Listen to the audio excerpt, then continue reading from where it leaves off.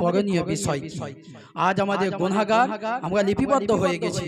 তা প্রথম আমাদেরকে আস্তাগফিরুল্লাহাল্লাযী লা ইলাহা ইল্লা হুয়াল হাইয়ুল কাইয়্যুম ওয়া আতুবু ইলাইহি, এই আমলটা হচ্ছে আমাদের গুনাহ হচ্ছে তার জন্য এই বিপদ আমাদের মধ্যে এসেছে। তাহলে আমাদেরকে গুনার জন্য আল্লাহর কাছে ইস্তেগফার করতে হবে। আর দুই নম্বর কি, আমাদের প্রতি বিপদ এসেছে, তাহলে আরেকটি কি আমল করতে হবে? ইন্না লিল্লাহি ওয়া ইন্না ইলাইহি রাজিউন। খালি মানুষ ইন্তেকাল করলেই ইন্না লিল্লাহ পড়তে হবে তা নয়, এটা হচ্ছে যে কোনো বিপদের জন্য, যখনই কোনো বিপদ আসবে এই আমলটা আমাদেরকে কিন্তু অবশ্যই সকল মুসলমানকে যিনারা এই বিপদের মধ্যে আছেন এটা আমলটা করতে হবে অবশ্যই। ইন্না লিল্লাহি ওয়া ইন্না ইলাইহি রাজিউন।